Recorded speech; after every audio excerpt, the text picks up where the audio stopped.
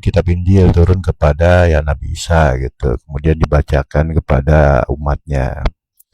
Kitab Zabur turun kepada Nabi Daud, ya kemudian dibacakan sebagai petunjuk ya kepada umatnya, dan seterusnya. Sama dengan Al-Quran ya, gitu. Tapi bukan posisi hanya mengimani, tetapi posisinya ini mengalami empiris kodim. Jadi dia menerima uh, nur kitab juga. Jadi apa yang dijelaskan oleh uh, yang menerima wahyu, dia mudah menerima karena ada unsur yang sama di kolbunya gitu. Bahkan dia sendiri pun sesekali menerima wahyu juga gitu.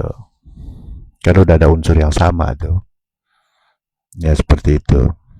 Ini kan definisi tentang takwa kan, ini masih terusannya. Kemudian wabil akhiratihum yuqinun. Kalau arti secara umumnya, dan mereka yakin akan adanya akhirat. Yuqinun, pakai kata-kata yuqinun. Sekali lagi ini fi'il madhi, berarti mengalami ya. Dan dengan hari akhir, atau makna aslinya akhirah itu hari lain atau kesadaran lain, kesadaran ruhani, ya alamnya alam ruhani. Kapan ya? Saat ini juga.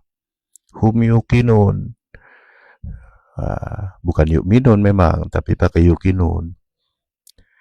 Nah ini lebih penekanan sebenarnya, bukan wabil akhirati humul yakin misalkan, mereka yakin, enggak, tapi mengalami. Kondisinya yakin mengalami. Aku yakin sebenarnya ini. Ya gitu ya. Ini terusannya berarti kan. 1, 2. Ini mirip rukun iman sebenarnya. Jadi untuk sampai takwa itu berarti mengalami empiris kodim rukun iman. Nah berikutnya ayat ke-5. Ulaika ala hudam min rabbihim wa ulaika humul muflihun. Secara arti alih bahasanya, mereka lah yang mendapat petunjuk dari Tuhannya, dan mereka itulah orang-orang yang beruntung. Mana hakikinya? Ulaika, mereka, ala hudam min rabbihim, yang benar-benar dalam petunjuk. Ala di sini ai bimakna fi ya, mudah mendapatkan petunjuk. Min rabbihim, bukan min Allah. Nah, berarti sistem pendidikan ruhani, makanya pakai rob ya. Kemudian wa ulaika humul muflihun, ya kondisinya pasti menang, mereka lah orang yang menang gitu. Yang menang di sini menang dunia dan akhiratnya gitu ya. Kemudian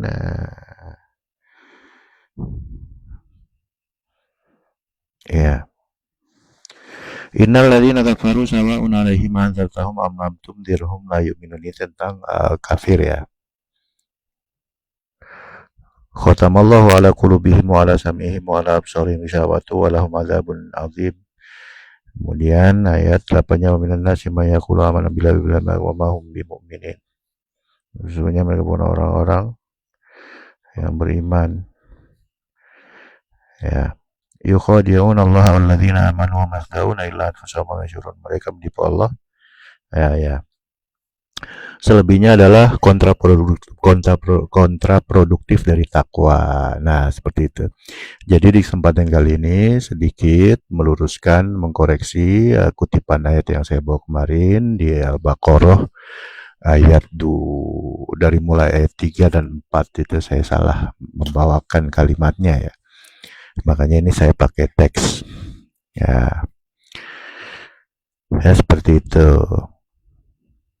Nah menariknya adalah di ayat pertamanya itu alif lam mim, kemudian mengatakan dzalika kitabul la raiba fihi hudal lil muttaqin.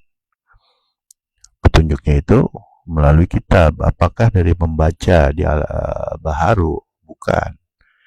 Membaca kitab yang kodim. Nah, seperti itu.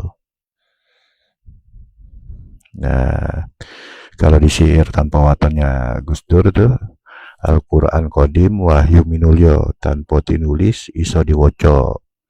Nah, artinya Al-Quran kodim wahyu minulyo, wahyu yang apa tuh artinya? Saya nggak tahu ya. Tanpa tinulis, tanpa ditulis, iso diwoco, bisa dibaca. Nggak ada tulisannya tapi kok bisa dibaca gitu. Mungkin kita memahaminya ayat kauniyah gitu kan, bukan ayat kauliyah. Iya, ayat kauniyah itu kalau nggak ada Quran kodimnya ya tetap aja membaca seperti tadabur alam apa kan, bukti kekuasaan Allah gitu kan.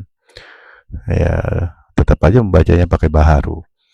Nah, ini yang dimaksud adalah membaca yang kodim pakai unsur kodim diri kita. Ya, seperti itu. Sudah selebihnya tadi tentang makna takwa ya. Mirip dengan rukun iman yang keenam. Cuman tanpa kode dan kodar aja di sini. Ya. Seperti itu, baik. Mohon maaf kurang lebihnya. Kesempatan kali ini hanya mengkoreksi kutipan ayat yang saya bawa sebelumnya. Baik, terima kasih. Mohon maaf atas segala kekurangan. Ilahi anta maksudi yuridu kamu. Assalamualaikum warahmatullahi wabarakatuh.